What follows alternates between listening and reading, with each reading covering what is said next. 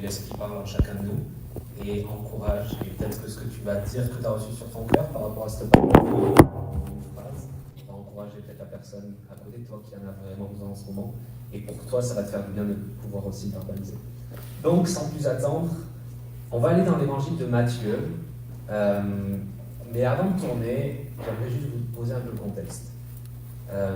Il y a un épisode dans Matthieu qui est très marquant. C'est l'épisode du sermon sur la montagne. Jésus a choisi ses disciples et il monte sur une montagne et il commence à enseigner. C'est un peu l'image du nouveau Moïse. Moïse est allé sur la montagne, il a pris les tables, il a gravé sur la pierre les 10 commandements et il a donné au peuple. Jésus arrive dans le Nouveau Testament, s'installe sur la montagne et enseigne.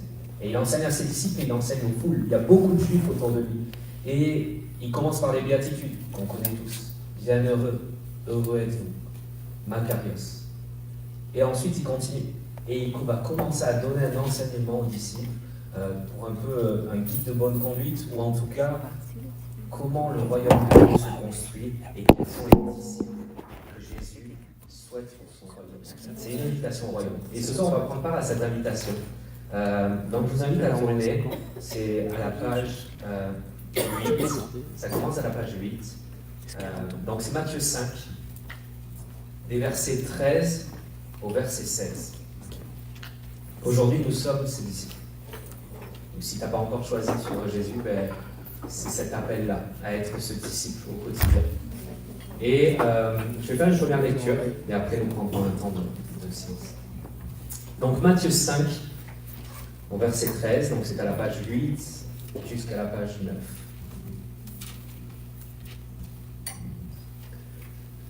Sel de la terre et lumière du monde. Vous êtes le sel de la terre.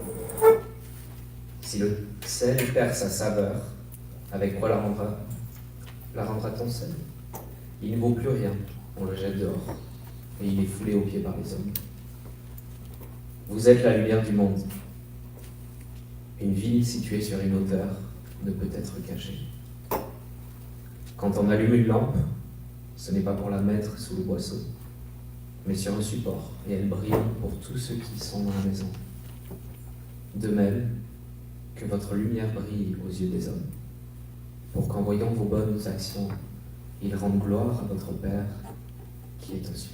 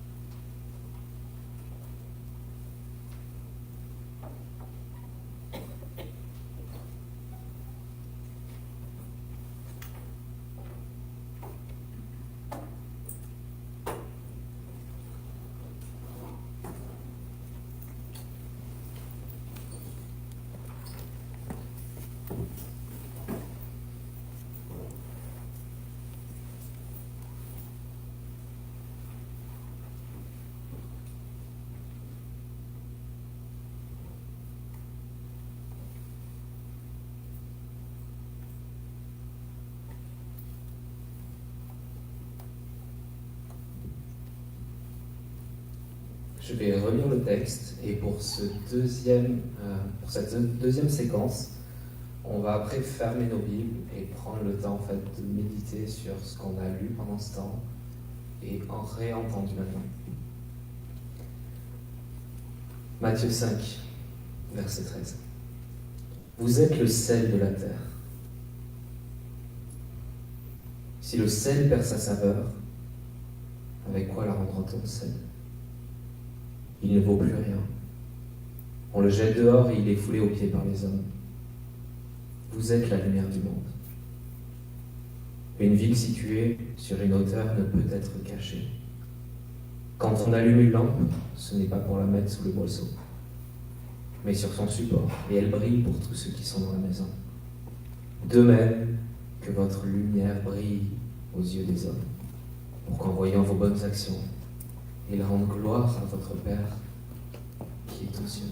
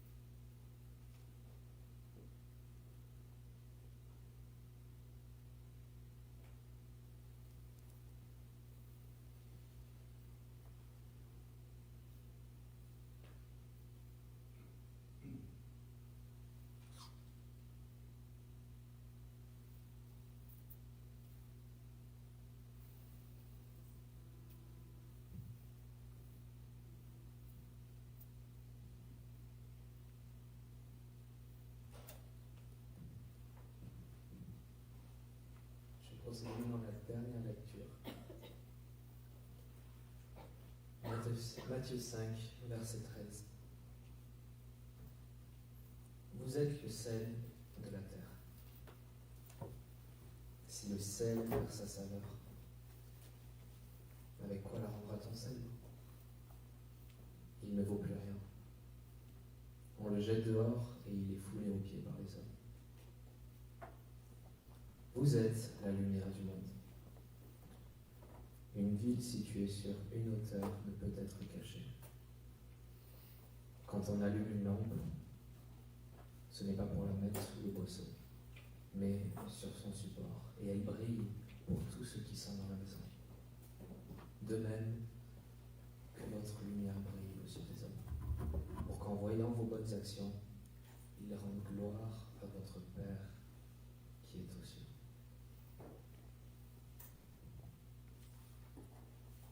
À la suite de ces lectures, je nous invite à nous exprimer en fait librement. Je vais te faire passer le micro. Lève ta main, je te passe le micro, et puis vous pouvez exprimer ce qui a résonné dans votre cœur à la suite de ces lectures. Ça peut être un mot, une phrase. L'idée, c'est de se dire, quand j'ai lu ça dans mes temps de silence, qu'est-ce qui est venu me chercher?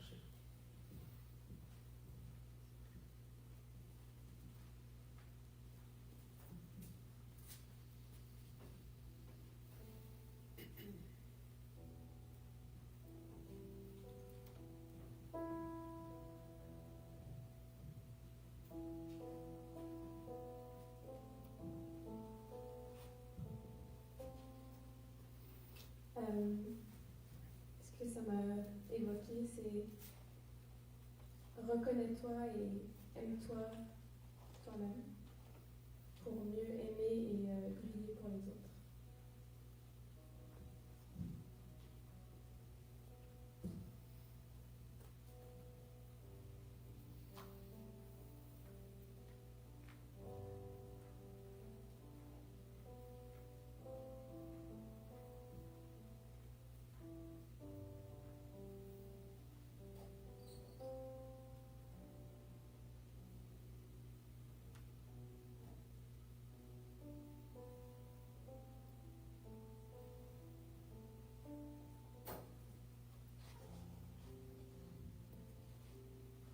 Moi, ça m'a fait penser au verset de Romains 12:2 qui dit « Ne vous conformez pas au siècle présent, mais soyez transformés par le renouvellement de l'intelligence, afin que vous discerniez quelle est la volonté de Dieu, ce qui est bon, agréable et parfait. »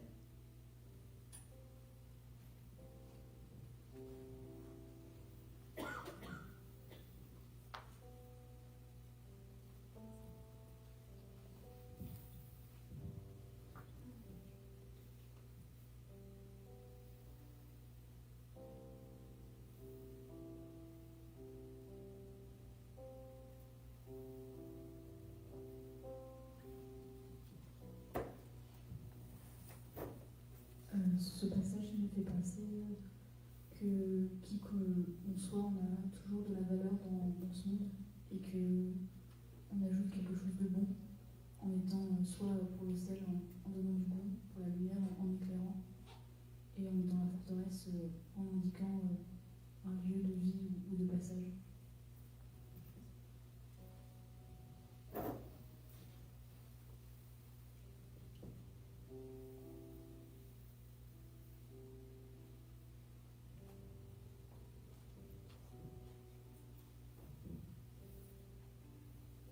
Moi, le passage qui m'a touché, c'est de même que votre lumière brille devant les hommes. Et ce que ça évoque chez moi, c'est annoncer l'évangile avec ce que Dieu a fait dans ma vie.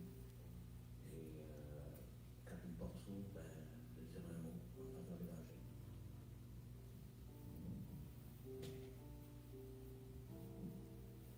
Ça prend juste une petite pincée de sel pour relever toute la marmite de ce que ça se fait ici.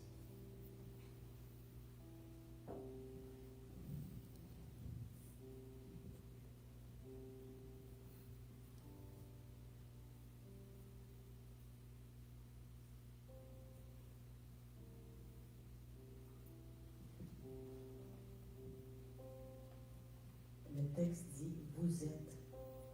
Et moi, ça me disait, ben, donne ce que tu es et sois ce que tu donnes. Et ça va rendre gloire à Dieu. Ça me dit le texte aujourd'hui.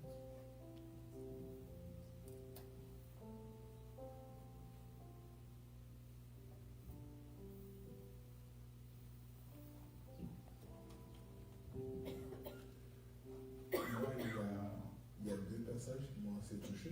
Le premier passage, c'est celui de sel. Simplement parce que on a tendance à nous faire même oublier, parce qu'on se dit on n'est pas assez ça, on n'est pas assez ceci. Mais ce qui est intéressant, c'est que peu importe à quel point, peu importe quel restaurant vous allez, il y a toujours le petit sel à côté. Parce que peu importe le restaurant encore, on se dit qu'il peut toujours manquer quelque chose. Donc parfois on se manque de personnes qui viennent refléter justement la partie de la lumière de Dieu. Et le point que ça peut se toucher, c'est il faut que nous, chrétiens, il faut faire de notre vie une source de lumière afin d'éclairer ceux qui se perdent dans l'obscurité de leur vie. Donc c'est une forme de responsabilité qui nous revient en tête. Mais je pense qu'on a il y a une petite anecdote que j'aimerais bien raconter. J'étais au restaurant avec Emmanuel un jour et avant de manger, on s'est pris la même prière. Et à la fin du restaurant, il y a le serveur qui vient et nous dit que ce petit geste a beaucoup touché parce que ça m'a rappelé en fait ce moment de prière avec sa grand-mère et que de loin en fait il a fait que penser à toute sa vie de prière et parfois on ne se rend pas compte des gens qu'on touche juste par des petits gestes. Donc c'est ce que ce texte vient me rappeler encore.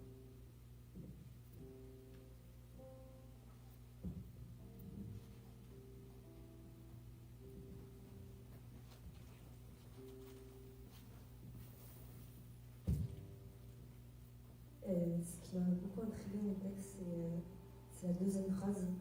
Parce que Jésus il dit si le sel perd sa saveur. Et en fait, j'ai essayé d'imaginer un grain de sel sans la saveur du sel. Et je ne connais pas trop en cuisine, mais je ne crois pas que ce soit du sel si ça n'a plus de saveur de sel. Et en fait, c'est comme si le Seigneur nous disait que en fait, c'est pas possible que le sel perde totalement sa saveur.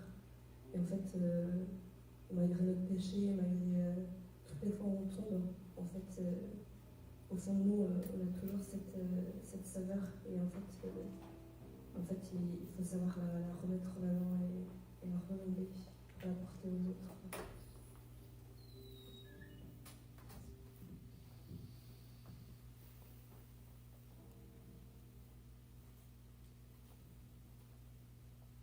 C'est encore quelqu'un qui souhaite exprimer ce qu'il a pu se déposer dans son cœur avec cette parole.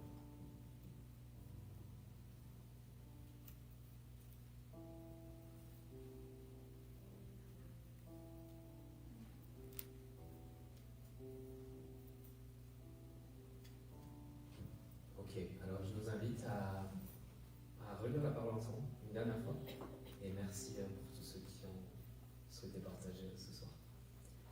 Matthieu 5, verset 13. Vous êtes le sel de la terre. Si le sel perd sa saveur, avec quoi la rendra-t-on sel? Il ne vaut plus rien. On le jette dehors et il est foulé aux pieds par les hommes. Vous êtes la lumière du monde. Une ville située sur une hauteur ne peut être cachée. Quand on allume une lampe, ce n'est pas pour la mettre sous le boisseau, mais sur son support, et elle brille pour ceux qui sont dans la maison. De même que votre lumière brille aux yeux des hommes, pour qu'en voyant vos bonnes actions, ils rendent gloire à votre Père qui est aux cieux. Merci pour votre participation à cet exercice. On aura peut-être l'occasion d'en refaire. Et puis, je laisse la place à Pauline pour la suite.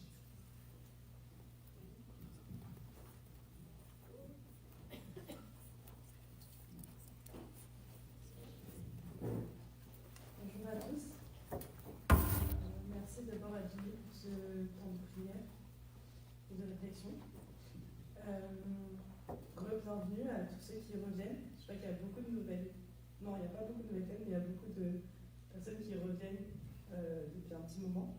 Donc, bienvenue à vous et bienvenue aux quelques nouveaux qui sont là. Si jamais vous voulez, on a une sorte de liste d'envoi où on envoie toutes les informations d'avant le thème. Puis il y a le compte Facebook. Et si vous voulez être dans cette liste d'envoi de mail, vous pouvez venir me voir ou donner pour mettre votre adresse mail. Et sinon, vous avez toutes les informations sur les petits pamphlets, je ne sais pas comment on dit. Les petits programmes. Voilà. Maintenant, je vais mon annonce. Je vais laisser le Père Alain présenter. Un frère jésuite, Gabriel Côté, ça fait longtemps qu'il connaît la bande des fermes.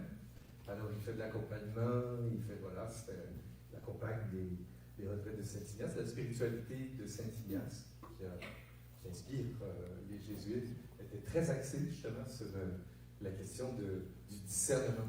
Qu'est-ce qui vient de Dieu? Qu'est-ce qui vient de moi? Qu'est-ce qui vient de l'ennemi? En quoi ma vision de Dieu influence ma manière de comprendre la volonté de Dieu? Est-ce que je suis dans un karma? Est-ce que Dieu veut que je tourne à gauche, que je tourne à droite? Est-ce que Dieu choisit mon conjoint, ma conjointe? Est-ce que Dieu me dit quoi faire? Est-ce qu'il a tout créé, il a laissé le mode d'emploi avec la parole, puis il est parti en voyage en Floride pour nous laisser nous débrouiller? Des fois, on a l'impression que Dieu est effectivement pas là où je l'attends. Alors, tout ça, ça touche à l'art de reconnaître la présence et puis de discerner la volonté de Dieu sur moi. Alors, éviter les pièges, éviter de m'illusionner, comment je peux essayer de faire des choix en mettant Dieu dans le coup, sans me prendre pour le Saint-Esprit. Et puis, voilà. Alors, des questions qu'on se pose toutes et qui reviennent toujours au galop. Alors, notre frère et ami Gabriel, ça fait longtemps que tu connais la banque, je l'ai déjà dit, il arrive régulièrement de ce genre de rencontres, ici en ce moment pour des communautés. Il est maître des novices pour les novices canadiens, je pense même plus loin encore que le Canada. Alors voilà, bienvenue, merci d'être encore avec nous, et puis on te laisse nous guider. Il y aura un temps d'échange aussi. Alors, merci de votre accueil. Est-ce que je peux me permettre de vous mettre ça ici? Oui, bien sûr. Alors, bonsoir à toutes les personnes qui se joignent à nous en ligne. Alors, je suis originaire de l'Alberta. Il y a des francophones dans l'Ouest canadien. Alors, ça fait plus que 100 ans que ma famille est dans l'Ouest canadien, mais je suis vraiment, j'ai des racines très québécoises. Mes grands-parents sont nés au Québec. Et c'est à cause des jésuites que je suis revenu au Québec. Alors, il y a 32 ans. Alors, je suis jésuite depuis 32 ans. Et j'ai été ordonné prêtre en 1997. Alors, mes deux grands intérêts, mes deux grandes passions, c'est l'art et la spiritualité. Alors, j'ai une première formation comme violoniste et je me suis intéressé beaucoup à la spiritualité ignatienne. Alors, voilà, je suis devenu jésuite. Et spécialement sur la question du discernement.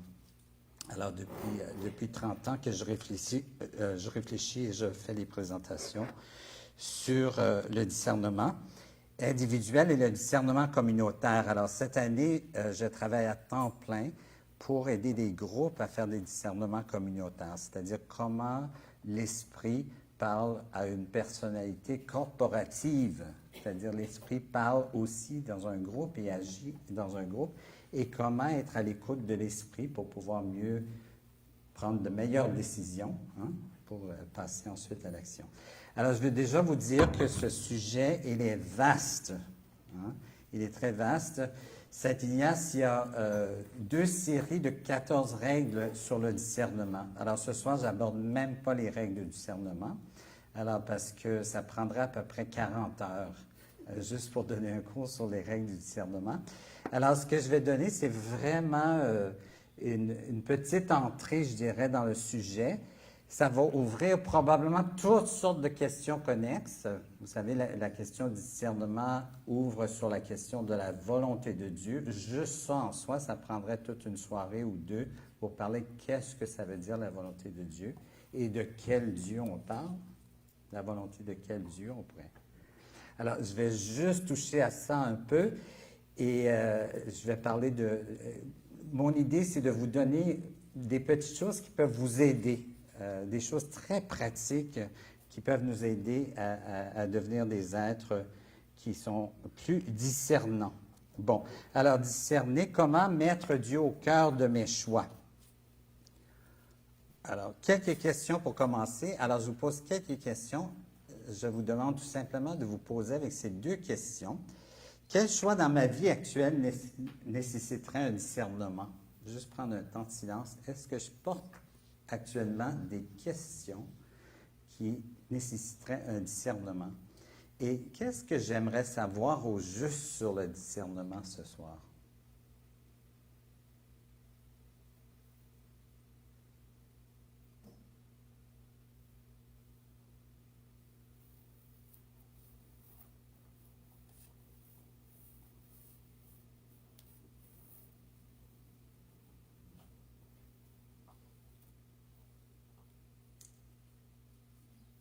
Bon, à la fin de la rencontre, vous pourriez revenir à ces deux questions. Hein? Est-ce que ce choix que j'ai à faire dans ma vie, est-ce que cette conférence m'a éclairé? Est-ce que j'ai appris des choses sur le discernement que je voulais savoir au début? Hein? On pourra revenir sur ces deux questions. Alors, qu'est-ce que c'est le discernement? Il faut bien préciser de quoi on parle quand on parle de discernement. Alors d'abord, juste quand on regarde le mot, l'étymologie du mot en latin, ça vient de ce mot « discernere ». Alors c'est l'activité de voir clair, de cerner dans une situation, je dirais, complexe, obscure, en faisant la part des choses. Alors le « dis », c'est faisant part des choses. Alors on regarde une réalité qui est mélangée, qui est confuse. On ne voit pas clair. Alors, quand on ne voit pas clair, quand c'est confus, il est temps de discerner. Hein? Alors, voilà d'autres mots de la même famille, crise, critère, critique, discrétion, discrimination. J'ai un confrère qui disait que le mot crise et le mot croissance ont la même racine. Alors, il disait que le moment de la crise, le moment de la confusion, c'est le temps propice de la croissance. Hein? Alors, c'est le temps de croître. Alors, on sait, durant la crise, c'est souvent le temps où on lâche tout. Hein? Alors, non, c'est le temps, je dirais, de la croissance. Alors, une définition pour nous aider ce soir, une activité critique, le discernement, par laquelle on passe au crible une réalité confuse, mêlée, problématique, comme l'on sépare le grain de la paille. Alors, c'est ça l'activité du discernement. Quelques préalables. Bon, on n'échappe pas au discernement, c'est-à-dire on fait du discernement constamment, même si on ne le sait pas. Hein. On va faire l'épicerie, on regarde les étiquettes et assez rapidement, on pèse les choses, on dit « Ouh, il y a un peu trop de sucre là-dedans. Je fais un choix. » Alors, je discerne, je regarde les ingrédients assez facilement et puis voilà, je dis « Oh, je fais un choix. » Alors, ça peut être plein de confusion dans les étiquettes. Il y a plein d'informations, mais on fait ça assez rapidement. Alors, on n'y échappe pas. Mais pourquoi le discernement est si important aujourd'hui? Beaucoup de changements. Hein? Quand les choses bougent vite, il y a beaucoup de changements. On est toujours en processus de devenir, de changement. Toujours important de s'asseoir et de faire la part des choses, de discerner. La globalisation, on est dans un monde maintenant global. Ce n'est pas juste notre petit village, notre petite paroisse. Alors, tout ce qui se passe dans le monde est notre chez-soi maintenant. Alors, comment voir clair dans tout ce qui se passe dans le monde? C'est ça nécessite le discernement. Les médias aussi nous nourrissent avec plein d'informations. Hein. Les multiples possibilités qui sont à notre portée, qui s'offrent à nous. Il y a beaucoup de possibilités. Moi, je me souviens quand j'étais jeune, ma mère disait, vous savez, pour les femmes, il y avait deux choses, deux options. Soit je devenais religieuse ou je me mariais. Il n'y avait pas plus d'options que ça. Alors, c'était pas très difficile à discerner. Hein? Aujourd'hui, les options sont multiples. Il y a beaucoup de possibilités. On est aussi sollicité, hein? Sollicité de toutes sortes de façons. Nos sens nous sollicitent à gauche puis à droite. Le monde nous sollicite. Alors voilà. Alors ça peut créer toutes sortes de... beaucoup d'informations, beaucoup de confusion, des réalités mixtes qui se trouvent devant nous et nous voulons voir clair. Alors, l'important de discerner. C'est sûr que notre désir de discerner est motivé par un désir de connaître et de vivre davantage. Alors, sortir de la confusion, sortir d'une réalité mixte, c'est un désir très fort parce qu'on désire de connaître et de vivre pleinement. Voilà. Alors, discerner, ce n'est pas une fin en soi. On ne discerne pas pour discerner. On discerne pour décider et on décide pour passer à l'action. Alors, c'est très important de tenir ces trois réalités ensemble. Moi, je connais des gens qui discernent, qui consultent, qui ne se décident jamais. Je connais des gens qui se décident assez rapidement, qui prennent des décisions, puis ils n'ont pas pris le temps de voir clair, de discerner. Je connais des gens qui agissent, qui sont dans l'activisme, qui ne prennent pas le temps de discerner et de décider. Alors, on discerne pour mieux décider, pour agir. Toujours les trois ensemble. On prend une pause un moment encore pour réfléchir sur trois questions. Est-ce que j'ai fait un choix récemment? Est-ce que j'ai pris une décision récemment? Est-ce que j'avais un processus? Comment j'ai fait pour arriver à cette décision-là? Est-ce que j'avais des critères? Qu'est-ce qui m'a influencé dans cette prise de décision?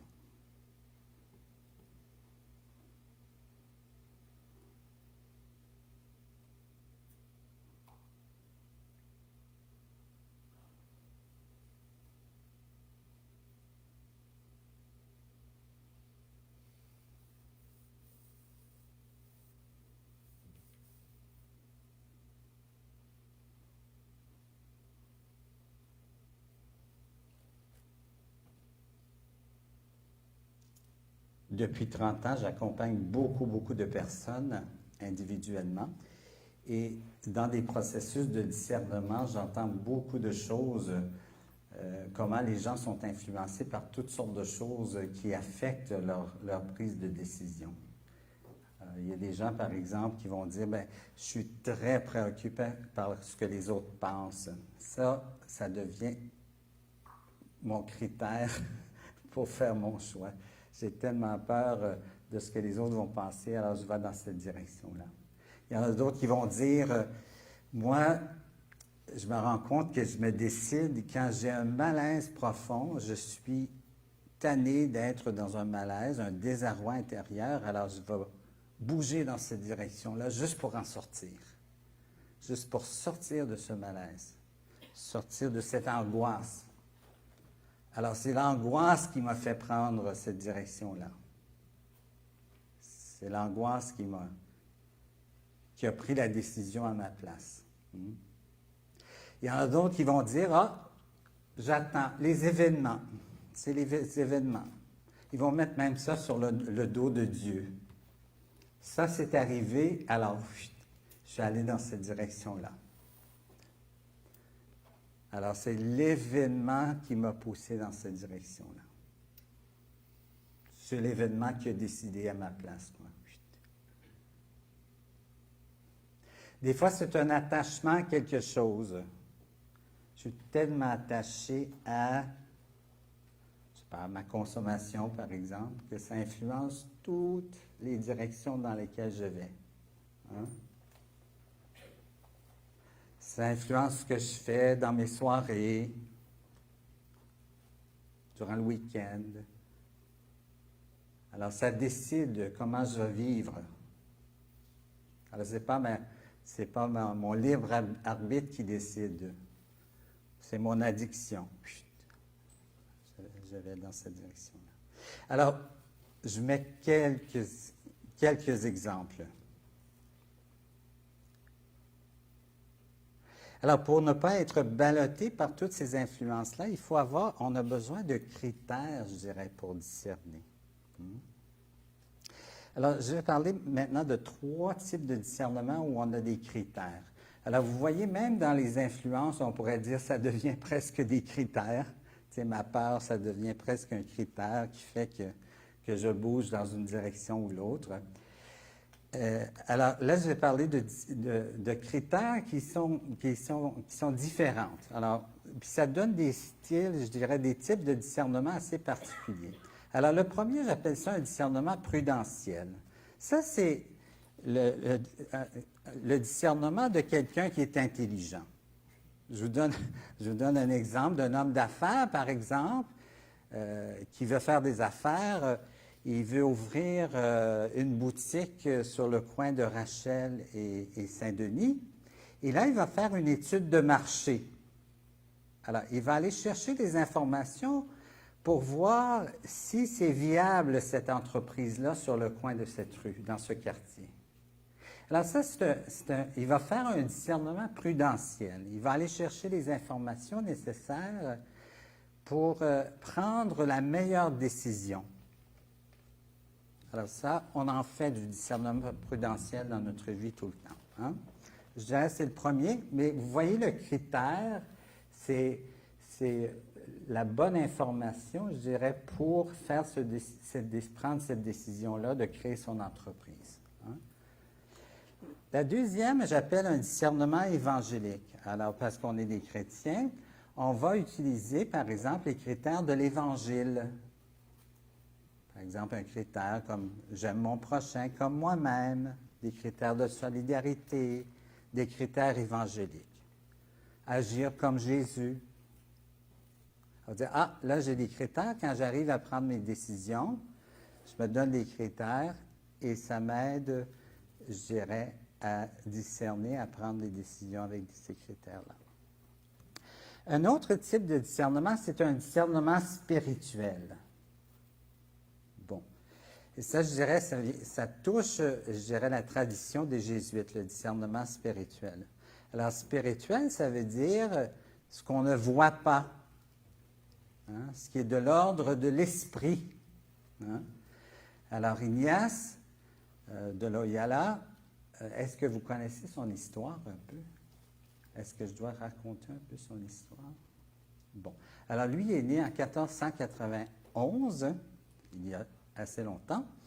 Alors, lui, c'est un soldat. Alors, c'est un homme vraiment adonné aux affaires du monde. C'était, comment je dirais, c'est un soldat et un coureur de jupons, on dirait. Hein? C'est-à-dire, il aimait beaucoup les femmes, mais pas n'importe quelle femme. Il voulait avoir la plus belle princesse du royaume. Alors, il voulait conquérir et le royaume et la plus belle princesse. Très arrogant, plein de lui-même. Alors, un jour, il décide d'aller en guerre contre les Français. Alors, il y avait une guerre entre les Français et les Espagnols. Alors, ses compatriotes lui disaient « Non, non, on n'a pas assez d'hommes pour aller en guerre, on va perdre. » Et Ignace, « Non, on va y aller, on est capable, on va tuer les Français. »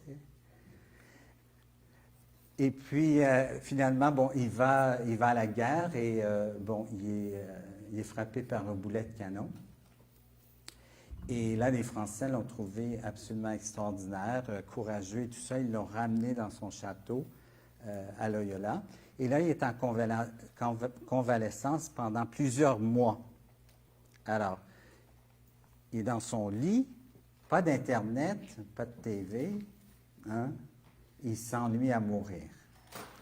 Alors, qu'est-ce qu'il demande à celle qui s'occupe de lui? Pourrais-tu me trouver des livres sur la chevalerie, sur cette vie que j'aime beaucoup? Je vais nourrir mon imaginaire avec ça, meubler mon temps avec ça. Et elle lui dit, on a 2 livres dans le château. Un livre sur la vie de Jésus, puis un livre sur la vie des saints.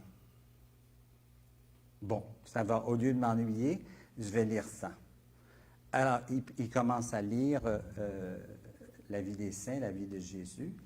Et là, il commence son intérieur commence à être habité de quelque chose de neuf, de nouveau. Alors là, il passe ses journées à rêver. Alors, il y a une première série de rêves où il reste, je dirais, dans sa vie passée. Il rêve à cette dame, elle est super belle, il va la conquérir, il va tomber en amour avec elle, elle avec lui. Il va continuer à travailler pour le roi. Et là, il est super consolé, super joyeux, super content. Et après ça, il commence à rêver sur ce qu'il est en train de lire. Alors, sur la vie des saints. Il est en train de rêver.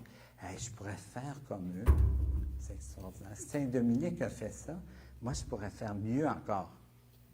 Hein? Alors là, il commence à rêver qu'est-ce qu'il pourrait faire pour Dieu. Et cela, ça le console beaucoup, beaucoup aussi. Il est dans la joie et il rêve pendant des heures et des heures, il pense à ça. Bon, à un moment donné, il y a une alternance, je dirais, entre ces moments de rêve. Il passe d'un à l'autre. Tout l'avant-midi avec ses anciens rêves, dans l'après-midi avec ses nouveaux rêves, il alterne.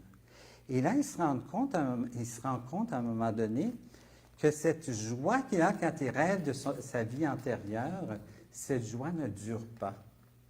À un moment donné, il devient asséché, attristé, à la longue. Ça commence dans la joie, puis après ça, ça devient sec, vide, aride, triste. Et l'autre série de rêves, se donner à Dieu, faire comme les saints, là, la joie demeure. Ce mouvement intérieur de consolation demeure en lui. Et à un moment donné, dans son autobiographie, on dit « et ses yeux s'ouvrirent ». C'est-à-dire, et là, il commence à comprendre qu'il y a une vie spirituelle. À l'intérieur de lui, ça bouge. Il y a des mouvements à l'intérieur de lui. Des mouvements qui le poussent vers Dieu et des mouvements qui l'éloignent de Dieu. Alors, il est en train de découvrir, je dirais, c'est sa première découverte, ou le début de sa découverte du discernement des esprits, du discernement spirituel. Alors, tout ce que je vous dis est construit sur ça, sur cette expérience. Et toute sa vie, il a développé des exercices, je dirais, pour aider les gens à discerner. Alors, toutes ces règles dont je parlais au début, c'est à partir de ce début-là qu'il a commencé à développer ces règles pour le discernement. Alors, je dirais, ça, c'est à la racine, je dirais, du discernement spirituel. Bon, le discernement spirituel, pour nous, c'est comme Ignace, c'est-à-dire, on veut, à quelque part, que la foi soit un critère, ce Dieu qui agit au plus profond de mon cœur, que ça soit important dans mes choix. Je veux chercher ce que Dieu veut pour moi. Est-ce qu'il veut vraiment quelque chose pour moi? Est-ce possible de vouloir ce que Dieu veut?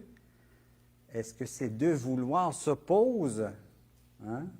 Dieu veut ça et moi je veux autre chose. Est-ce qu'on veut la même chose? Alors c'est la question de la volonté de Dieu. Hein? Alors, c'est notre foi qui fait en sorte que nous voulons faire, je dirais, du discernement spirituel. Alors, ça devient un critère, je dirais, important dans le discernement. Mais qui est ce Dieu? Hein? Qui est ce Dieu? Ça, je vais dire quelques mots là-dessus. Ça pourrait prendre tout un autre cours, mais je vais juste dire quelques points sur le Dieu des chrétiens. Puis c'est peut-être les images de Dieu chez Ignace qui sont les plus évidents et les plus forts. Hein? Voilà. Alors, Dieu, c'est un Dieu, d'abord un Dieu d'amour. Hein? Il partage tout ce qui est et possède. C'est un Dieu qui prend plaisir à donner. Il donne la vie, il donne l'amour, il donne ce qu'il est. Il partage tout. C'est un Dieu créateur. Un Dieu créateur qui crée ici et maintenant.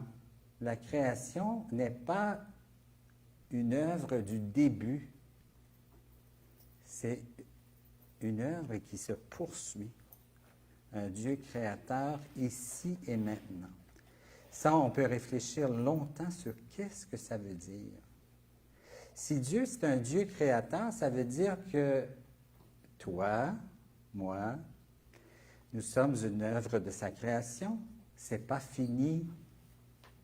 Quand tu es né, à ta naissance, l'œuvre de ta vie n'est pas accomplie, n'est pas achevée. Alors Dieu continue à créer, mais il crée maintenant avec quelqu'un, hein, avec toi. J'avais un confrère qui disait, notre vie, c'est un peu comme ce tableau, cette peinture où les deux, nous avons, Dieu et moi, nous avons à créer, à peindre ce tableau, hein, à créer cette vie qui est la mienne. Alors le discernement, les décisions que je prends, je suis en train de créer cette œuvre qui est ma vie. On est aussi en train de faire ça avec le monde. On est toujours dans la possibilité de créer ou même d'écrire notre monde. On sait comment on détruit, on décrée. Hein? Alors, la création, c'est une œuvre maintenant. Alors, Dieu a tellement aimé le monde qu'il a voulu s'associer à sa créature pour créer ce monde et créer les êtres qui sont dans ce monde. C'est aussi un Dieu qui agit. Un Dieu qui n'est pas en dehors de l'espace et du temps, mais qui agit dans notre histoire. Et c'est un Dieu qui se révèle en Jésus-Christ. Vous savez, Saint Jean nous rappelle que Jésus-Christ, c'est celui qui rend visible l'invisible. Alors, si vous voulez voir Dieu, regardez Jésus. Regardez le Christ.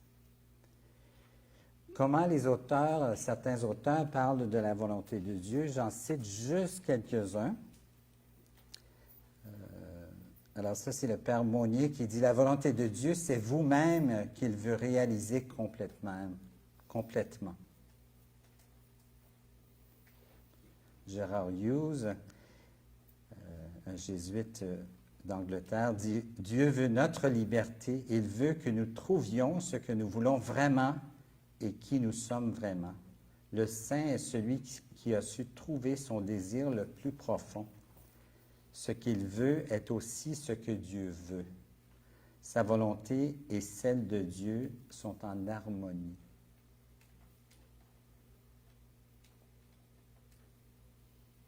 Simone Paco, qui a écrit des livres Évangélisation des profondeurs et à peu près 3 autres ou 4 autres volumes.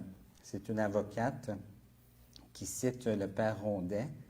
Elle dit « La volonté de Dieu n'est pas d'abord que tu choisisses ceci ou cela, c'est que tu choisisses toi-même, au terme d'une réflexion loyale, libérée de l'égoïsme comme de la peur, la manière la plus féconde, la plus heureuse de réaliser ta vie, compte tenu de ce que tu es, de ton passé, de ton histoire, des rencontres que tu as faites, Quelle réponse personnelle peux-tu donner aux appels que tu as perçus dans l'Évangile?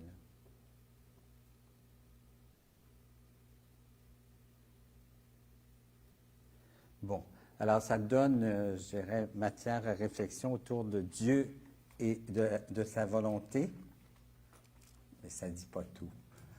C'est un gros sujet. Alors, où trouver cette volonté de Dieu? Ça, j'entends souvent des discours comme si Dieu, la volonté de Dieu se trouvait à quelque part ailleurs. Moi, j'appelle ça le grand livre dans les cieux. C'est-à-dire, il y a des gens qui passent leur vie à essayer de déterminer qu'est-ce que Dieu veut de moi. Ils cherchent, ou ils attendent ce moment où ça va être révélé. Comme si c'était écrit dans un grand livre quelque part. Gabriel Côté va devenir un jésuite. Et Gabriel Côté doit chercher. C'est quoi au juste il veut de moi? Ça doit être écrit quelque part. Alors, chercher à l'extérieur de nous, dans un grand livre, dans le cœur de Dieu. Puis c'est comme si Dieu retenait cette information. Et l'on cherche. Moi, je connais des gens qui n'ont jamais trouvé avec cette façon de regarder les choses. L'histoire est le lieu où la volonté de Dieu se manifeste. Nous avons un Dieu qui se manifeste dans l'histoire de l'humanité. Dans l'histoire de chacun et chacune de nous. Alors déjà, le désir de Dieu est inscrit dans votre histoire.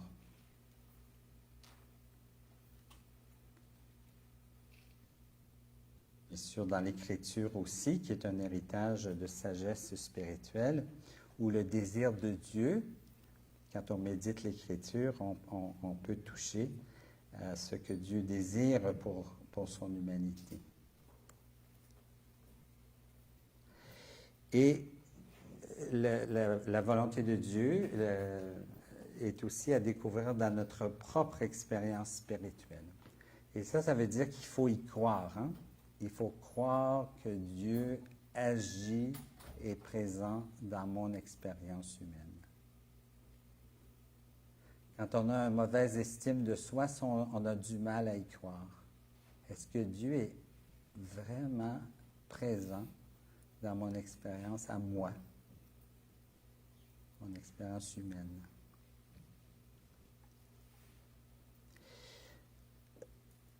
Jean-Guy Saint-Arnaud, qui est un de mes confrères, qui est décédé juste l'an passé ou l'année d'avant, lui dit que la volonté de Dieu, elle est essentiellement dialogale. Alors, elle se trouve dans un dialogue avec Dieu, un dialogue avec soi-même, un dialogue avec l'autre aussi. Bon, je vous ai raconté l'histoire d'Ignace, alors je ne reviens pas là-dessus. Alors, pour faire suite à l'histoire de Saint Ignace, alors Ignace, il découvre qu'il y a des mouvements intérieurs. Alors, les mouvements intérieurs, c'est une expérience intérieure à lire et à interpréter. Dieu n'est pas le seul à l'œuvre dans mon expérience. Hein. Mon expérience est peuplée de signes marqués d'influences multiples. Alors, Alain disait au début, il y a des voix qui viennent de Satan, d'autres qui viennent de moi, d'autres qui viennent de Dieu. Saint Ignace, il disait que oui, effectivement, il y a ces trois influences majeures dans notre cœur et comment discerner, faire part de ces trois voix-là. Lui, il ne parle pas souvent de Satan, c'est pour ça que j'ai mis 4 points d'interrogation. Il utilise l'expression l'ennemi de la nature humaine. C'est probablement l'expression que Saint Ignace il utilise le plus pour parler de Satan, de l'esprit du mal. C'est cette force en nous, et je dirais dans notre monde, moi je dis toujours, c'est cette force qui nous tire vers le bas, qui nous éloigne de nous-mêmes, qui nous éloigne de Dieu, qui détruit la vie. L'esprit du bien, l'esprit saint, on pourrait dire, nous tire vers le haut, nous tire vers la vie, vers la joie. Et on a toujours ce dialogue, on parle constamment à l'intérieur de nous. Si vous vous arrêtez quelques instants, il y a toujours quelque chose qui est en train de se dire en nous. Si on ferme les yeux un instant, il y a quelque chose qui se dit en vous. Ça peut être très simple, il fait chaud, j'ai hâte que ça finisse, c'est donc bon, j'ai hâte à la pause. Ou je pense à mille et une choses, hein. Il faut que j'aille étudier, j'ai un examen demain. Ça parle constamment à l'intérieur de nous. Alors, on a ces voix intérieures. Alors, ce paysage, c'est le paysage du discernement. Parce que tout ça, là, c'est une mixture de choses, hein, toutes ces voix. Alors, qu'est-ce qui parle en nous? Alors, on a des forces instinctuelles aussi, des élans de cœur, tout ça, ça parle en nous, hein? Et c'est notre expérience. Okay? D'où viennent ces mouvements intérieurs qui nous habitent? Quels esprits, quelles influences causent en moi la consolation, la désolation, la tristesse ou la joie, la paix, la perturbation? Ignace, il s'intéresse beaucoup à l'origine. Comment c'est commencé? Pour détecter quel esprit agit en nous, il faut savoir l'origine. Puis il faut aussi savoir dans quelle direction ça nous mène. Alors, c'est la différence entre un mouvement intérieur puis une émotion. Un mouvement intérieur, c'est une émotion qui a une direction. Ignace, il va dire, la direction, quand c'est de Dieu, elle te conduit vers une croissance de foi, d'amour, d'espérance. Alors, j'ai plus confiance en moi, j'ai plus confiance en Dieu, j'ai plus confiance en l'autre. Là, tu as un mouvement intérieur qui est un mouvement de consolation, un mouvement de Dieu, je dirais. Quand c'est le contraire, la désolation, c'est un mouvement contraire, c'est-à-dire où il y a une décroissance de foi, d'espérance, de charité. Alors, j'ai un mouvement intérieur qui me dit « Ah, j'ai du mal à aimer cette personne avec qui je suis, je perds confiance en Dieu, je suis déprimé, découragé. » Vous voyez le mouvement contraire. Alors, d'écouter ces mouvements-là. Si ces émotions viennent de l'esprit, qu'est-ce qu'elles veulent me dire? Et ça, on peut interpréter ces mouvements-là. Et ça, je dirais, quand on entre dans ce monde-là, je dirais, du discernement des esprits, c'est très important d'avoir quelqu'un avec qui on peut parler. Alors, avoir un accompagnateur spirituel pour aider à discerner ces mouvements à l'intérieur de nous. C'est très important. Et ces mouvements intérieurs nous aident à voir dans quelle direction il faut avancer quand on vient faire des choix. Alors là, on va rentrer dans la pratique. Alors le discernement spirituel pas à pas. Alors il y a une préparation, je dirais, subjective avant d'entrer dans un discernement spirituel. Alors d'abord, suis-je déterminé à chercher à trouver ce que Dieu veut sur moi? Hein? Est-ce que je veux vraiment savoir ce qu'il veut de moi? Suis-je assez libre? Est-ce que j'ai assez de connaissances de moi-même aussi pour... est-ce que j'ai une vie spirituelle réelle? Une intériorité suffisante? Moi, je connais des gens qui viennent me voir pour les aider à discerner, puis je leur demande s'ils ont le temps de s'arrêter pour se poser un peu. Ah non, je suis trop occupé, je travaille. Alors, ils n'ont pas le temps de s'arrêter. Est-ce que vous avez le temps de prier un peu? Oh, non, j'ai vraiment pas beaucoup de temps de prier. La vie, j'ai des enfants, je cours, les deux, on travaille. Après le travail, je dois courir, aller chercher les enfants, faire le souper, coucher les enfants. Alors, comment faire du discernement spirituel si on ne peut jamais se poser? Alors, il y a des raisons pourquoi on ne peut pas se poser. Hein? Trop d'activités. Des fois, on a peur de se poser. Moi, je connais beaucoup, beaucoup de gens qui ont juste peur de s'arrêter, qui ont besoin de bruit tout le temps, parce qu'ils ont peur de ce qu'ils vont entendre. Hein? Qu'est-ce qui va monter en moi si je m'arrête? Alors, je ne m'arrêterai pas.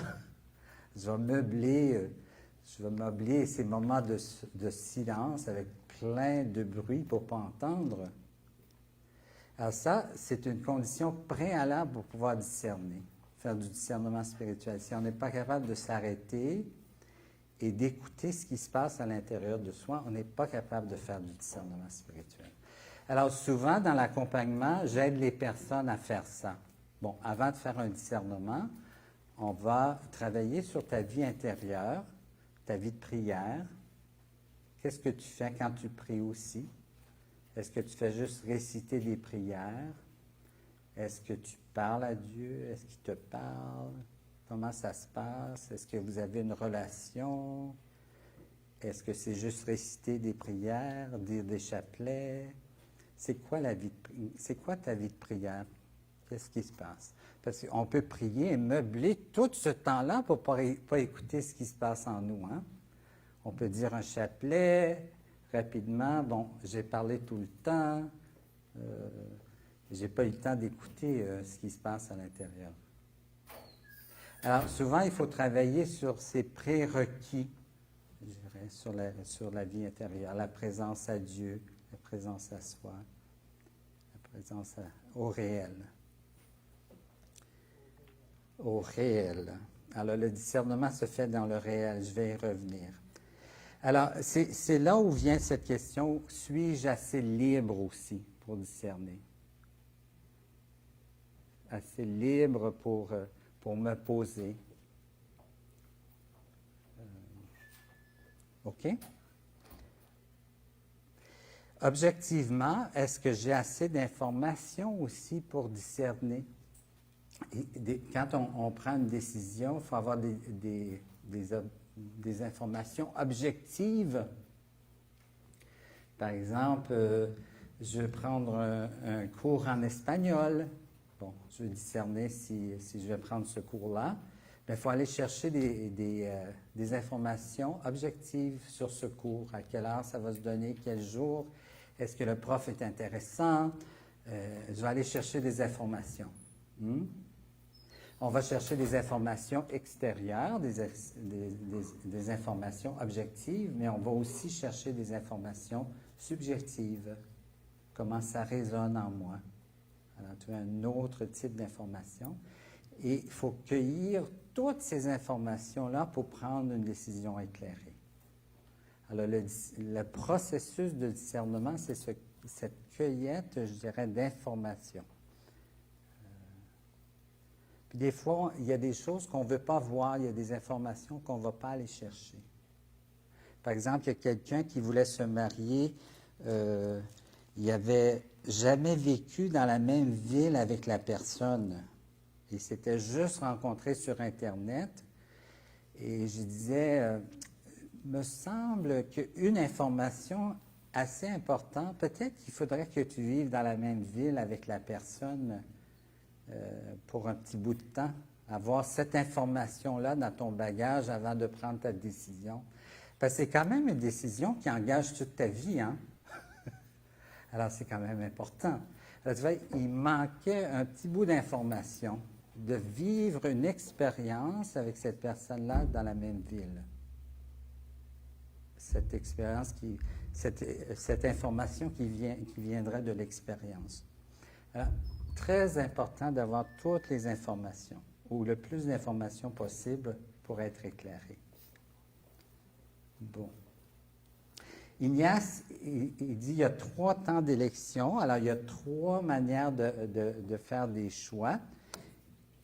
Et je vais terminer avec ça. Alors, je ne parlerai pas beaucoup du premier choix, parce que le premier choix, c'est comme à la couleur de Saint Paul. Ça tombe un peu d'en haut. Tu sais, tu tombes en amour avec quelqu'un, puis je suis juste en amour, puis ça dure dans le temps, puis c'est la femme de ma vie, c'est l'homme de ma vie, c'est sûr, pas besoin de discerner, c'est clair.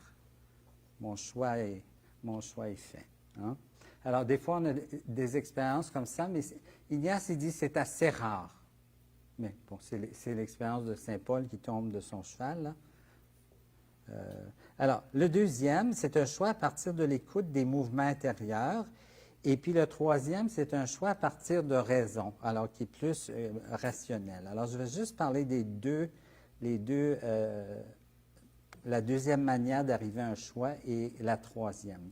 Alors, le prérequis pour la deuxième manière, je dirais, c'est l'ouverture de cœur et d'esprit et la liberté intérieure, des choses que j'ai dit avant. Alors, il faut qu'il y ait un choix entre deux alternatives. On ne peut faire un choix entre quelque chose et rien. Il faut qu'il y ait deux possibilités. L'alternative qu'on place devant nous pour discerner permet de faire des comparaisons, des évaluations. L'alternative nous donne une plus large perspective. Bon. Il faut prendre le temps, une semaine, pour porter, je dirais, chaque option.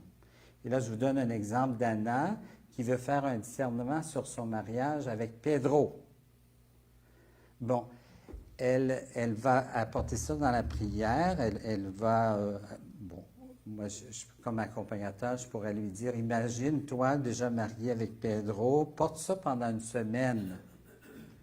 Comment tu te sens, comment tu vis ça? Et l'alternative qu'Anna s'est donnée, c'est d'essayer d'imaginer sa vie sans lui. Sans lui ou avec un autre. Alors, tu vois, elle a une alternative. Bon. Elle peut arriver dans le discernement en disant, oui, je pense déjà plus pour être avec Pedro, c'est correct, mais cette autre alternative va l'aider, je dirais, dans sa prière, en portant chaque alternative pendant une semaine. Ça va aider à clarifier. C'est-à-dire, elle peut se rendre compte à la fin de sa deuxième semaine que vraiment, elle aime beaucoup Pedro. Puis le fait de faire cet exercice-là, elle a pris conscience comment elle l'aimait beaucoup, puis qu'elle veut qu'il fasse partie de sa vie. Parce qu'elle l'a mis en parallèle avec l'autre expérience, cette expérience de ne pas vivre avec lui. Tu vois? Alors, l'important quand on pèse, je dirais, les mouvements intérieurs au niveau des mouvements du cœur, d'avoir ces deux alternatives. Sinon, on est juste devant une chose et puis ça ne marche pas, quoi. Alors, c'est très pratique.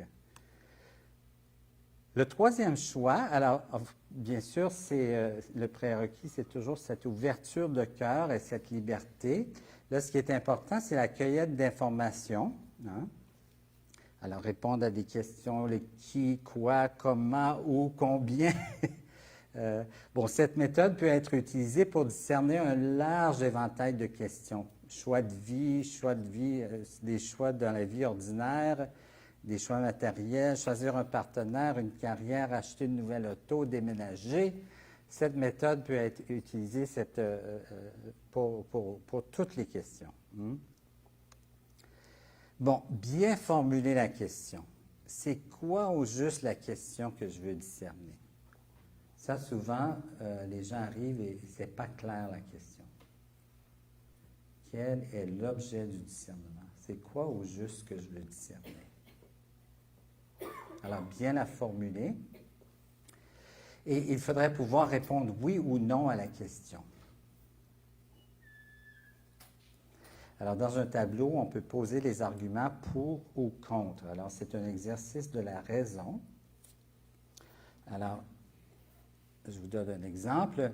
Je veux m'acheter un abonnement pour le gym. Alors, les raisons pour, mon docteur le recommande. Le gym est proche de la maison. Ça va aller. Mes amis y vont. Intéressant. Puis, j'aime bien l'ambiance. Bon. Les raisons contre, l'abonnement, c'est très cher. Bon, je n'irai probablement pas si souvent que ça. Ça va peut-être commencer bien, puis après ça, je vais lâcher. Je n'ai pas assez de temps. J'aime pas beaucoup les sports. Bon. Vous voyez, j'ai posé, on peut répondre oui ou non à cette question-là. Hein? Je vais m'acheter un abonnement. Bon, c'est un exemple très simple, mais on peut utiliser cette méthode pour toutes sortes de questions. Bon, une fois qu'on a les raisons, on pèse les raisons pour et contre. Alors, chacune de ces raisons a un certain poids. Et là, on va utiliser et la tête et le cœur.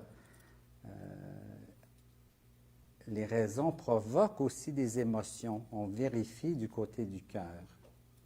On peut même donner un numéro 1 à 10 selon le poids de, tu sais, celle-là n'a pas beaucoup de poids, celle-là a beaucoup plus de poids. Par exemple, l'exemple que je vous donnais du jeune homme qui voulait se marier, qui n'avait jamais vécu dans la même ville que sa blonde. Alors, c'était quoi le poids de cette raison-là? Est-ce que j'y donnerais un numéro 1 ou un 10? Alors, on commence à peser les raisons. Et ça, c'est très intéressant de faire ça avec un ami, avec un accompagnateur. Parce que des fois, il y a des raisons qu'on met, ils sont chargés d'émotions et tout ça, puis ça n'a pas énormément de poids, mais on n'est pas capable de la lâcher. C'est pourquoi c'est si important. Par exemple, le mari qui veut s'acheter un char, il est en train de discuter avec sa blonde quelle auto on va acheter et tout ça. Mais il y a une raison qu'il ne dit pas à sa femme, c'est que je voudrais avoir une plus grosse voiture que mon voisin. C'est une des raisons qui est en lui, qui dit « Ah, j'ai vu la voiture de mon voisin, puis il faudra en acheter une pareille ou une plus grande. » tu vois. Mais il n'ose pas dire la vraie raison, quoi. Alors, il est comme attaché à ça. Vous voyez, il manque de liberté dans son discernement. Il reste attaché à ça. Et c'est quoi le poids de cette raison-là? Alors, ça demande une espèce de franchise, d'honnêteté avec soi-même, hein? Les raisons pourquoi on penche d'un côté ou de l'autre, puis quels sont les poids de ces raisons-là. Des fois, ça n'a pas beaucoup de poids. Mais des fois, quand c'est un poids au niveau de ce que je suis en train de devenir, ce que je suis en train de s'engage ma vie au complet, là, ça commence à avoir du poids. Hein? Si c'est avoir une plus grande voiture que mon voisin, ça n'a pas autant de poids. Bon, l'exemple que je donnais, c'est un chercheur qui se fait proposer une promotion avec plein d'avantages. Alors, les raisons pour, c'est qu'il va avoir une hausse de salaire, il va avoir un renom, il va avoir plus de responsabilités. Mais les raisons contre, c'est qu'il doit quitter le labo et la recherche. Alors, lui, il a pris les raisons pour et contre, il est allé à la prière pour vérifier qu'est-ce qui se passe dans son cœur quand il est en train de prier ça. Et là, il décide, non, j'accepte pas cette promotion parce que dans le fond, je suis en train de quitter ce qui me passionne le plus, c'est la recherche. Il est en train de quitter sa passion. Alors, ce qui le fait vivre le plus, il serait en train d'abandonner ça. Vous voyez, quand il va dans la prière pour voir qu'est-ce qui se passe au niveau de son cœur, ça ne marche pas. Alors, au niveau de la raison, ça marche. Je devrais aller là. Tous ses collègues lui disent, hey, prends cette promotion-là, c'est l'opportunité de ta vie. Quand il vient dans sa prière et il écoute son cœur, ça ne va pas dans cette direction-là. Ouais. Il faut que ça marche ensemble. Alors, les deux méthodes, je dirais, viennent confirmer, ils sont complémentaires. Alors, moi, je dis toujours, quand on fait un discernement au niveau de la raison, c'est très important de revenir dans la prière et voir ce qui se passe dans notre cœur. Je me souviens d'un jeune qui était super rationnel, un ingénieur, il avait rencontré quelqu'un et il m'avait fait une liste de toutes les raisons pourquoi c'était la meilleure femme pour lui. C'était extraordinaire, la liste. Elle avait toutes les qualités. C'était la femme parfaite. Et j'ai posé la question, es-tu en amour avec elle? Alors j'ai dit, puis il m'est revenu une semaine plus tard, il m'a dit, non, c'est pas Mais elle avait tout ce qu'il fallait. Tu vois? Mais le cœur, il faut qu'il soit là. Hein? Alors, voilà le discernement pour la troisième manière de prendre une décision. Bon, c'est sûr que Ignace, il donne plein de conseils qui peuvent nous aider. Par exemple, quand quelqu'un a une décision très, très importante à prendre, des fois, je vais leur donner cet exercice-là de t'imaginer que quelqu'un, un étranger, vient te voir avec le même problème que tu poses aujourd'hui. Qu'est-ce que tu lui dirais? Alors, le conseil que tu vas donner à d'autres, de l'écouter. Alors ça peut aider à débloquer sur une décision. Alors des exercices comme ça. L'autre exercice qui donne à faire, imagine-toi à la fin de ta vie, sur ton lit de mort, et de te demander, de te poser cette question, quel choix auriez-vous souhaité faire? Alors souvent, quand on se place à la fin, on se dit, si j'avais fait ça, quoi, oui, se projeter dans l'avenir ou de se projeter à la fin. J'aurais voulu faire ça de ma vie, puis je ne l'ai pas fait. Alors des fois, se projeter, ça nous aide aussi à voir clair quelle décision nous avons à prendre aujourd'hui. D'autres conseils qu'il nous donne dans ces règles, par exemple, quand on est dans la désolation, on ne change jamais, on ne prend jamais de décision. Alors, quand vous êtes dans le désarroi, dans la désolation, ce n'est pas le temps de prendre une décision. Attendez à ce que la paix revienne, la consolation revienne. Après ça, c'est le temps de prendre une décision. Alors ça, c'est super important. Combien de fois j'ai entendu des gens, en pleine désolation, c'est le moment où on jette tout par la fenêtre. Moi, je leur dis, attends. On se pose et puis on ne prend jamais de décision quand on est en désolation. Surtout des décisions importantes. C'est sûr, là, il y a toutes sortes de décisions qu'on a à prendre dans notre vie. C'est sûr qu'il y a des décisions qui engagent toute notre vie. Je dirais ça, c'est des discernements, je dirais qu'il faut prendre le temps. Il y a des petites décisions comme prendre un cours, aller au gym, bon.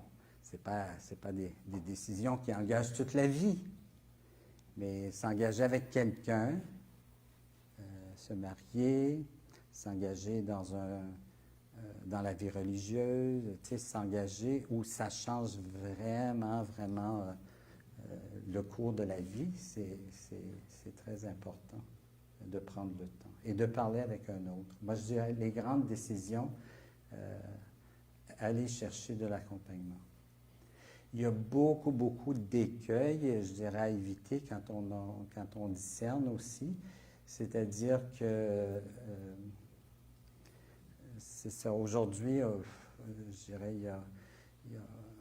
quand les gens commencent dans leur vie spirituelle, souvent, le réel est difficile, hein? Elle est difficile. Puis dans la vie spirituelle, quand on commence notre recherche spirituelle, la plupart d'entre nous, on quitte le réel, c'est-à-dire on a de la misère à vivre dans le réel. Le réel est ordinaire, il est difficile. Alors on a tendance à vouloir s'extraire pour dire, là, je vais chercher Dieu, je vais aller dans les choses spirituelles. Et le chemin de Jésus, c'est un chemin contraire. Jésus est entré dans l'humanité. Il est entré profondément dans ce qui est humain. C'est notre chemin aussi pour aller vers lui. Alors ça, il faut réintégrer le chemin, je dirais, du réel, je dirais, sinon, on discerne un peu dans les nuages. Alors, je dirais, ça, c'est un écueil, je dirais, à surveiller, parce que c'est facile de faire ça, de décrocher, quoi. Voilà, je vais terminer avec ça parce que je vais laisser du temps pour les questions. Là, j'ai ouvert plein de portes et de fenêtres, alors je vous laisse poser des questions.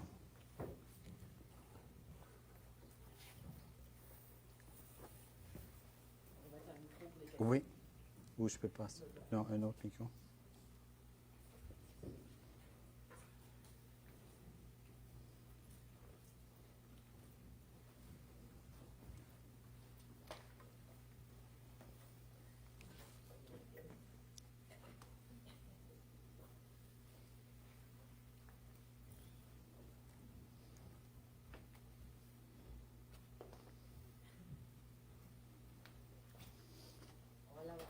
Voilà, voilà.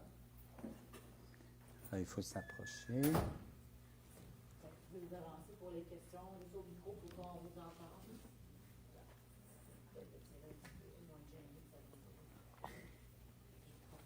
Ne soyez pas timide.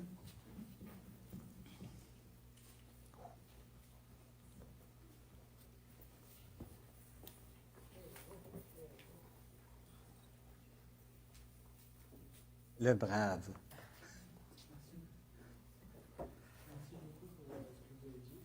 Ça fonctionne pas. Faut t'entendre.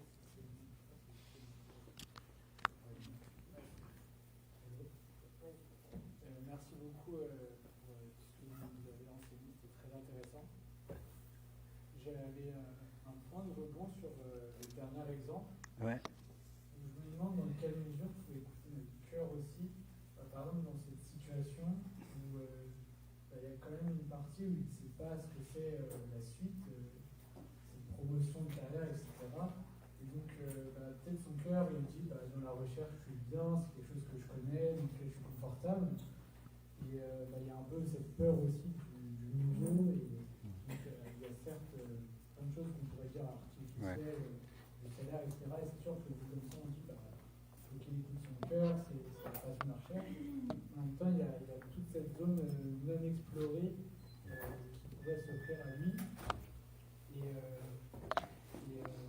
peut-être qu'en fait, son cœur va aussi s'ouvrir à cette chose-là qui est un peu inconnue. Et donc, justement, je me demande, quand on fait ce discernement-là, comment ne pas être non plus trop écouter notre cœur par rapport à comme un peu un confort et réussir à l'ouvrir avec une part d'inconnu, justement, là, c'est là où on peut peut-être un peu parler de providence, de ce que Dieu fera pour nous à ce moment-là. C'est une très bonne question, hein? Et je dirais ça, tout ce que tu dis, ce serait le travail qu'il ferait avec son accompagnateur. Alors, son accompagnateur lui poserait exactement ces questions-là que tu poses. Tu ferais un bon accompagnateur. Parce que c'est très, très important pour d'explorer tout ça. Alors là, je donne juste une raison, mais j'imagine qu'il y a eu une conversation plus approfondie avec son accompagnateur. Mais ça, en accompagnement, c'est ça l'accompagnateur. Un bon accompagnateur te poserait ces questions-là. Mais déjà, toi, tu te les poses alors. Lui peut-être qu'il est arrivé en se les posant aussi, hein, mais c'est des questions très importantes. C'est comme s'il faut faire le tour, hein, le plus possible. Mais on discerne toujours à partir de ce qu'on est dans le temps et l'espace. Alors, on va discerner mieux en vieillissant, en tout cas, je l'espère, parce qu'on se connaît davantage, on a plus d'expérience, on devient des meilleurs discernants en vieillissant aussi, en ayant plus d'expérience dans la vie. Saint Ignace, au début, il était tellement mauvais dans le discernement là, après sa convalescence, c'est-à-dire qu'il voulait, il était sur sa mule, et là, il a rencontré un mort, M-A-U-R-E, qui a insulté la Sainte Vierge. Et là, il voulait le tuer. Alors, là, je vais donner ma vie à Dieu, mais là, lui vient d'insulter la Vierge. Est-ce que Dieu veut vraiment que je le tue, quoi? Et là, il était incapable de discerner, de décider. Il a décidé de laisser sa mule faire le choix pour lui. Alors, à la croisée du chemin, la mule a pris le chemin contraire au chemin du mort. Alors, il ne l'a pas tué. Mais tu vois, il n'était pas très bon dans le discernement. La mule était meilleure. La mule était meilleure que lui. Alors, c'est juste pour dire que c'est en discernant aussi qu'on devient meilleur à discerner aussi. Puis, discerner, quand on utilise ce mot-là au sens plus large, j'ai parlé beaucoup de discerner pour des décisions, mais comme chrétien, comme disciple de Jésus, on est appelé à devenir des discernants. C'est-à-dire dans le sens des gens qui sont constamment à l'écoute de l'Esprit en nous. Ça, c'est du discernement. Et ça, on est appelé à être comme ça, à devenir comme ça dans notre vie de chrétien. Alors ça, c'est du discernement aussi quotidiennement. Puis on a des exercices, par exemple l'examen du conscient de Saint Ignace. Cette prière quotidienne, c'est pour qu'on développe cette capacité d'être des discernants. Et là, quand on arrive à prendre des décisions, si tu t'es exercé à avoir un cœur qui discerne, tu es outillé, je dirais, pour prendre des bonnes décisions et pour discerner. OK?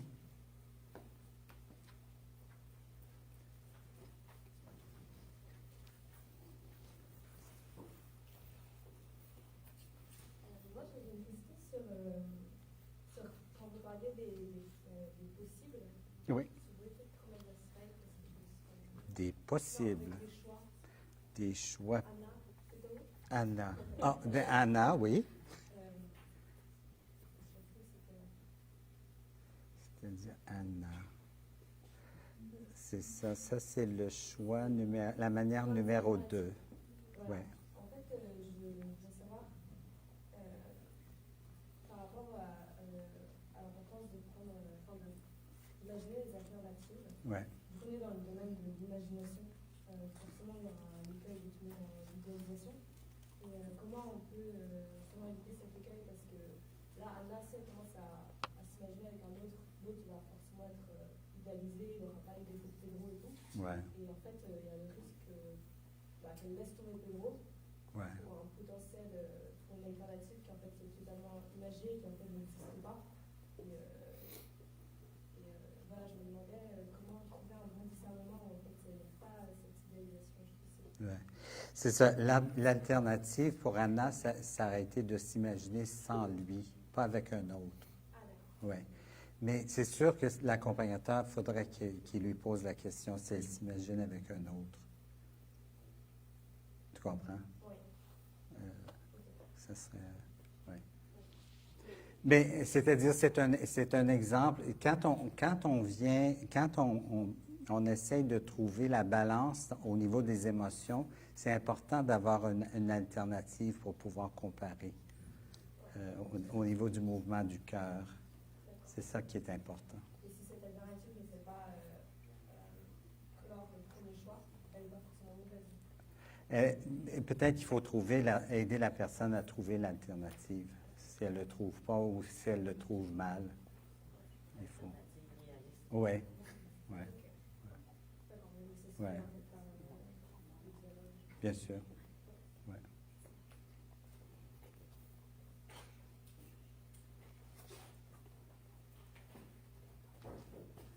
Oui. Moi, c'est vraiment. Je pense que je veux vraiment aimer avec les 4 amis. Donc, si tu peux savoir où les trouver. Les 14 oui. c'est bien. Moi, j'aime bien apprendre le Dieu longtemps aussi. Mais c'est ce que j'ai beaucoup apprécié dans tout ça, c'est vraiment quand on fait que le discernement spirituel joue un grand rôle. Et il faut savoir, quand on est en consolation, désolation, il a fait l'erreur de prendre une décision en désolation. Mais en même temps, je pense à l'autre alternative, plutôt, est-ce que c'est pas aussi dangereux aussi quelque part de tomber dans le piège de la consolation? Parce que, en sentant la paix du cœur, oui, et l'esprit me donne, mais au début, vous avez cité, il y a les sentiments et tout ce qui va avec. Je me dis, quelqu'un qui doit peut-être choisir de nouveau travail ou plutôt continuer avec Anna ou Pedro par exemple, peut sentir cette paix de cœur aussi. Mais cette paix de cœur peut aussi être le résultat de tout ce qu'elle a vécu et de tout ce qu'elle vit maintenant, peut-être que dans le passé. Elle a tellement eu des expériences où tellement peut-être que Pedro avait, ou peut-être que Boulachel, offre tellement un réconfort que oui, ce serait un grand choix, mais peut-être pas le juste choix. Ouais. Donc je me dis, est-ce qu'on peut pas dans le piège de choisir ce qui est bon, au lieu de choisir ce qui est juste? Comment j'imagine que forcément avec la croyance ça peut se passer, mais je pensais que je ferais ça encore plus compliqué. C'est sûr qu'avec l'accompagnateur, il faudrait qu'il creuse ça, c'est sûr. Mais déjà, dans les règles de Saint Ignace, Dans la deuxième semaine, il donne une règle qui est très intéressante, qui touche un peu ce que tu dis. C'est-à-dire que l'esprit du mal peut se déguiser en ange de lumière. C'est-à-dire dans une consolation. C'est-à-dire une consolation, il faut qu'elle soit... C'est-à-dire, il faut l'ouvrir, il faut savoir de quoi elle est faite, parce que c'est possible qu'elle ne conduise pas dans la bonne direction. Hein? Alors, il faut se rappeler que ce n'est pas juste une émotion, la consolation. Il faut discerner cette direction vers laquelle elle conduit la personne. C'est une vraie paix. Oui. Ça peut être une vraie paix, ça peut être une fausse paix. Mais il faudra discerner c'est quoi la vraie paix, la fausse paix. Oui, mais c'est par la direction. Ah, je me sens en paix. Oui. Parce que je mets tout à haut, je pense pas, je Ouais. sens rien. Tu sais, Non, c'est quand tu penses, tu es juste bien, tranquille. Hakuna Matata. C'est ça. Ça, il faudrait creuser ça. Tu sais, quand tu es juste bien puis tu es en paix, ça va où? T'es-tu mort? Oui. Non, mais c'est sûr, quand on touche des cas particuliers, c'est-à-dire il peut y avoir toutes sortes d'éléments qui entrent en jeu qu'il faut presque creuser. C'est des cas particuliers, c'est-à-dire il n'y a pas de recette qui fit pour tout le monde pour le discernement. Tu sais, il y a des règles générales qui nous aident, mais il n'y a pas « fais ça, là, puis tu vas arriver à la bonne réponse ». Alors ça, je dirais, c'est pas... parce que c'est le cœur, hein? Puis... Oui, mais en même temps, ça me fait penser à autre chose. À la fin, on n'a pas forcément un temps. On n'a pas... Oui, On n'a ça, pas forcément un temps. Donc, c'est vrai. Ça peut se faire... on n'a pas Ouais. forcément le temps. Oui, on n'a pas... C'est-à-dire, on n'a pas... Ça prendra 2 semaines, 3 semaines. C'est ça. Pour être sûr. Bon, j'espère pour te marier que tu n'auras pas juste 2 semaines à te décider. C'est là qu'il va revenir. Est-ce qu'à un moment donné, il ne faut pas poser un acte de foi aussi? Oui, et c'est-à-dire que c'est toujours, la décision et le discernement est toujours conditionné par l'espace et le temps. Par exemple, si j'ai un emploi qui m'est proposé, il faut que je décide d'ici une semaine, bien, c'est dans ce cadre-là que je dois faire le discernement. Et je décide à partir de l'information que j'ai, c'est-à-dire de la clarté que je vois.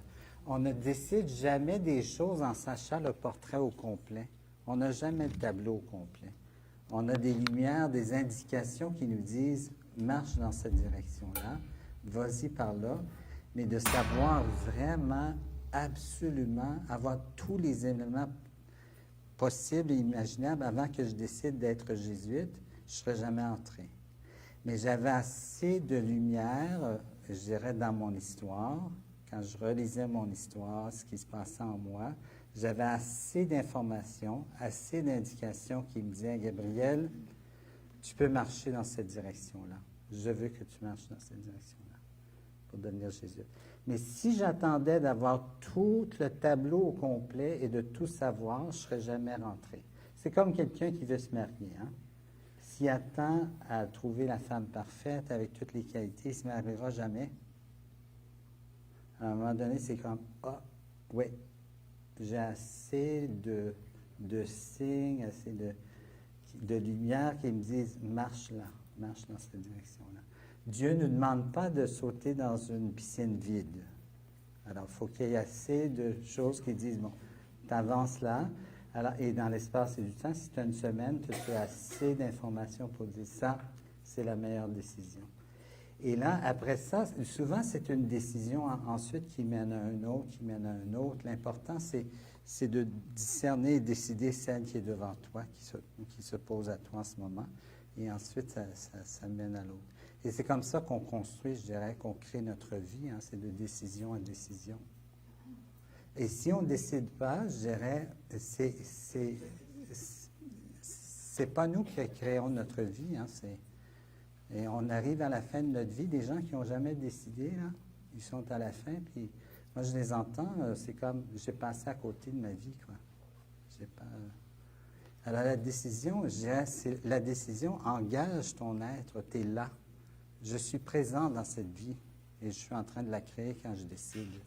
Sinon, moi je dirais, c'est le moteur, je dirais, de notre liberté, c'est la décision, elle est vraiment importante. Parce qu'on a peur de se tromper dans des décisions. Ouais. Qu'est-ce que tu aurais à nous dire justement sur la panne de décision?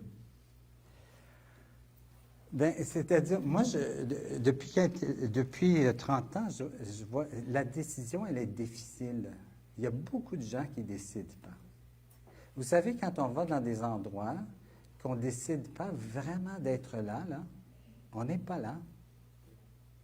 Alors, si vous êtes venu ici ce soir parce que quelqu'un vous a tiré par le bras, viens, vous êtes beaucoup moins présent que si vous avez quitté la maison ce soir en disant « Je veux vraiment être là et je décide d'être là ». Quand vous décidez d'être là, vous êtes en train de poser un acte de création. Vous êtes en train de... Et ça, c'est difficile aujourd'hui. C'est très difficile parce que... Et c'est plus difficile, je pense, quand on est jeune. Parce que quand on décide, ce qui arrive, c'est qu'on ferme des portes et des fenêtres. Alors, on a peur de manquer. Vous avez entendu parler de FOMO, hein? FOMO, peur de rater quelque chose. Alors, fear of missing out. Hein? Alors, ça, là, je dirais actuellement, c'est une de nos phobies culturelles. C'est-à-dire, on veut manquer de rien, on a peur de passer à côté ou de rater quelque chose, alors on décide de rien parce qu'on veut tout. On veut tout embrasser. Alors, mais aussitôt qu'on décide d'aller dans cette direction-là, bien, on renonce à d'autres choses. Et ça, c'est difficile. C'est difficile. Et à un moment donné, je dirais c'est nécessaire. C'est nécessaire pour s'orienter. C'est que notre cœur, il ne peut pas embrasser tout. Et il se perd.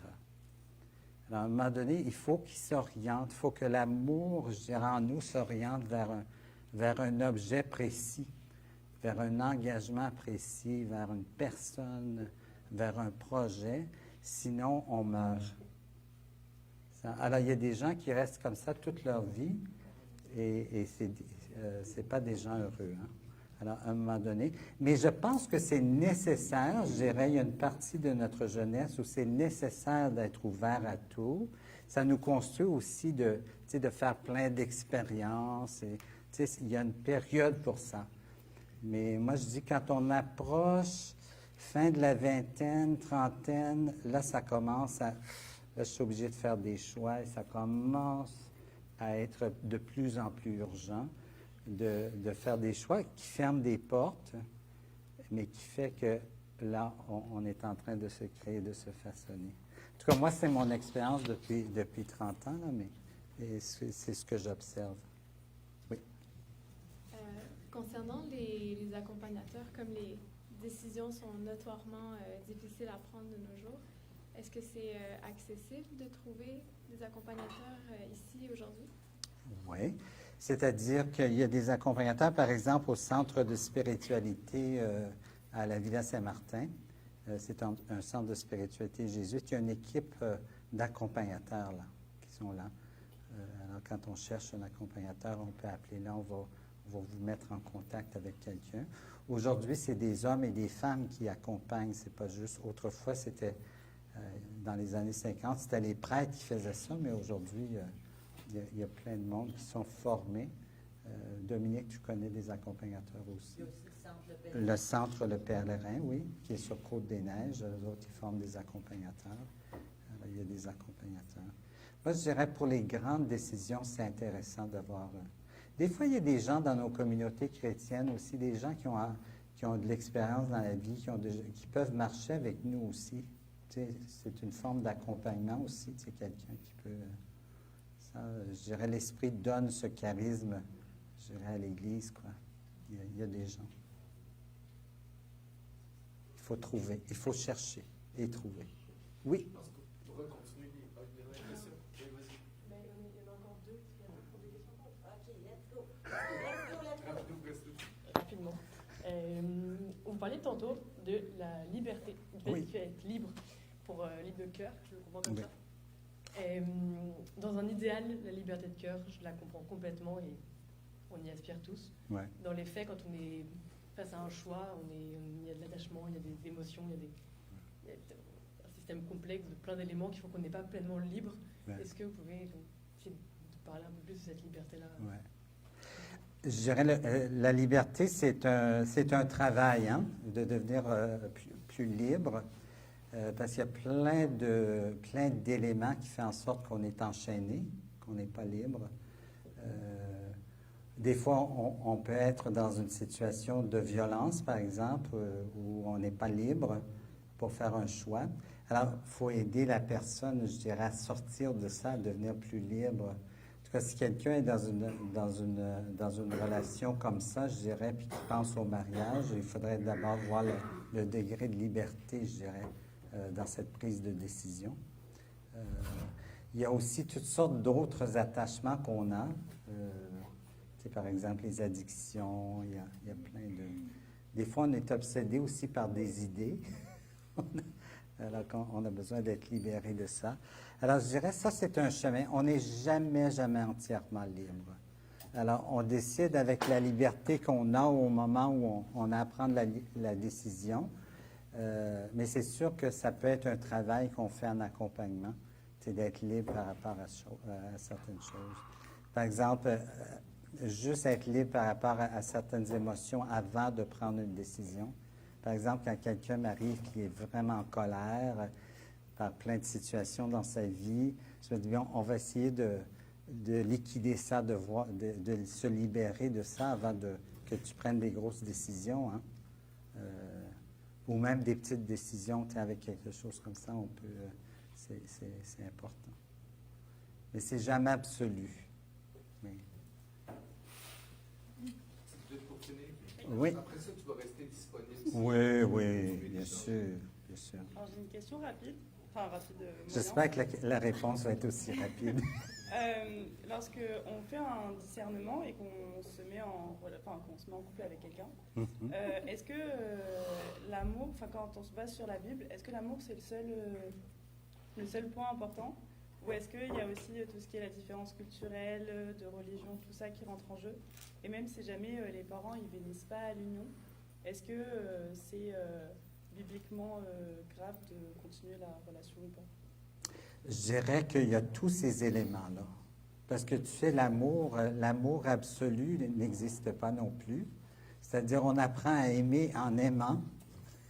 Alors, je me dis, si c'est le seul critère, je dirais, il faut dire que cet amour-là va être en évolution, elle va changer, elle va s'approfondir. Oui, je dirais que c'est un des critères, mais ce n'est pas le seul, je pense que...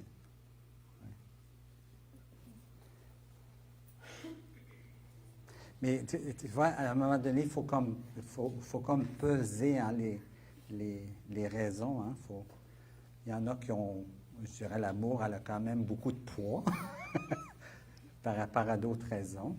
Tu sais, par exemple, si mes parents sont d'accord ou non, ça a peut-être moins de poids que l'amour que j'ai pour la personne. Tu sais, ça peut... Alors, tu sais, c'est important de parler de ça et de peser, je dirais, le poids des raisons.